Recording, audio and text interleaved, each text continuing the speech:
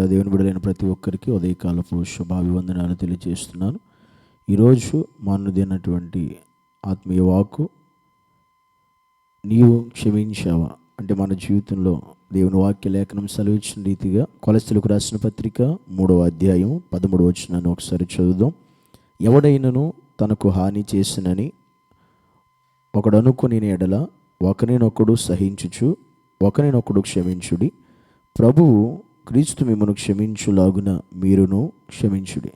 ఈరోజు దేవుడు మనతో మాట్లాడే ఆత్మీయ వాక్కు ఏంటంటే మనము ఇతరులను క్షమించేవారుగా ఉండాలి. ఎందుకంటే వాక్యం సెలవిస్తుంది, దేవుడు మనల్ని క్షమించాలంటే మనము కూడా ఇతరులను మన తోటి వారిని క్షమించేవారు ఉంటాం. ఎందుకంటే మనుషులుగా మనకి దేవుని నమ్మిన ఆత్మీయ బిడ్డలుగా మనకి కక్షలు, ద్వేషాలు, అసూయలు అనేవి మన మధ్య ఉండకూడదు. అవి ఉన్నప్పుడు దేవుడు మన జీవితంలో ఏ కార్యం చేయలేడు. కనుక ఈరోజు మన అనుదిన మన జీవితంలో నిజంగా మన జీవితంలో ఎవరినైనా ఇంకా క్షమించలేదా అనే ఆలోచన కనుక నీకుంటే ప్రతి ఒక్కరిని దేవుని ఎదుటిన వారిని క్షమించేలాగా ఉండాలి. ఎందుకనంటే మత్తయి సువార్తలో కూడా దేవుని వాక్యం సెలవిస్తుంది, మీలో నాకు మీరు అర్పణ అర్పించాలంటే మీలో ఎవరికైనా మీ సహోదరునితో విరోధం ఏదైనా మీకుంటే మొదట మీరు వెళ్ళి ఆ సహోదరునితో సమాధానపడి అటుతారవత వచ్చి నాకు అర్పణ అర్పించడం అన్నాడు. నిజంగా మనం దేవుని సన్నిధిలో ప్రార్థన చేయాలంటే, దేవుని మనం స్తుతించాలంటే, ఆరాధన చేయాలంటే, దేవుని మనం ఏదైనా అడగాలంటే మనలో క్షమించలేని మనసు ఉండకూడదు. క్షమించలేని మనసు ఉంటే మన ప్రార్థన దేవుడు అంగీకరించడు, మన స్తుతి దేవుడు అంగీకరించడు, మన ఆరాధన దేవుడు స్వీకరించడు. అవన్నీ కూడా దేవుడు అంగీకరించాలంటే నువ్వు ఖచ్చితంగా నీ తోటి వారందరినీ క్షమించే మనస్సు నీకు ఉండాలి. చాలామంది చెబుతారు, నేను చచ్చినా వాళ్ళని క్షమించను, నేను చచ్చినా వాళ్ళకి ఇంట్లోకి నేను అడుగు పెట్టను.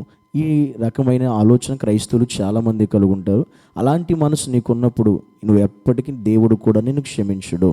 నీ జీవితాన్ని కూడా దేవుడు క్షమించి నిన్ను పరిపూర్ణంగా ఆయన సహవాసంలో నువ్వు కొనసాగాలంటే నువ్వు ఖచ్చితంగా క్షమాపణ కలిగిన హృదయం నువ్వు కలిగి ఉండాలి. కనుక నువ్వు ప్రతి ఒక్కరిని కూడా క్షమించాలి. దేవుడు శిలువలో కూడా చెప్పిన మాట అదే, ప్రభువా వీరేమి చేయొచ్చున్న కనుక వీరెరుగురు కనుక వీరిని క్షమించండి అని దేవుడు చెప్పాడు. తనకు హాని చేసిన వారిని కూడా దేవుడు క్షమించాడు. కనుక ఈరోజు దేవుని ఆత్మ సంబంధమైన బిడ్డలుగా మనము కూడా మన జీవితం మనకు హాని చేసిన వారిని కూడా మన శత్రువులను కూడా పరిపూర్ణంగా క్షమించేటువంటి మనస్సు ఈ దినమున మనం నేర్చుకునే వారిమై ఉన్నాం.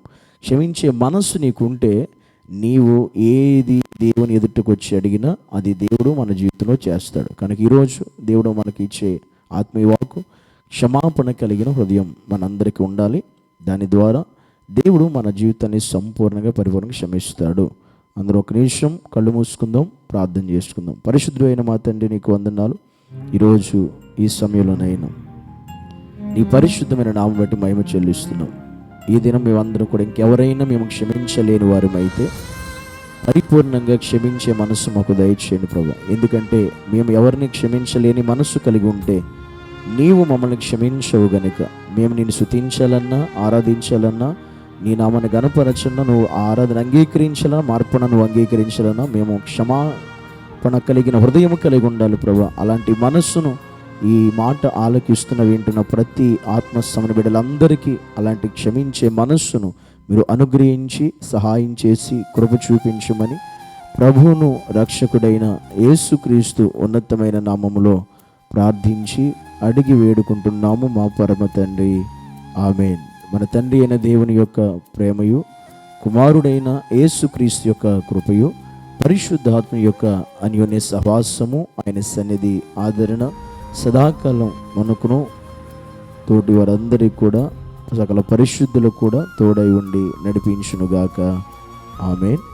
ప్రభు అందించిన దేవుని బిడ్డలైన ప్రతి ఒక్కరు కూడా ఈ యొక్క అనుదిన ఆత్మీయ వాక్కు మీకు ఆశీర్వాదకరంగా ఉంటే కనుక దయచేసి ప్రతి ఒక్కరు ఈ వాక్యాన్ని అందరికీ షేర్ చేయండి, అందరికీ పంపించండి. ఈ యొక్క ఛానల్ కూడా సబ్స్క్రైబ్ చేయాలని ప్రభుపేట మనవి చేస్తున్నాను.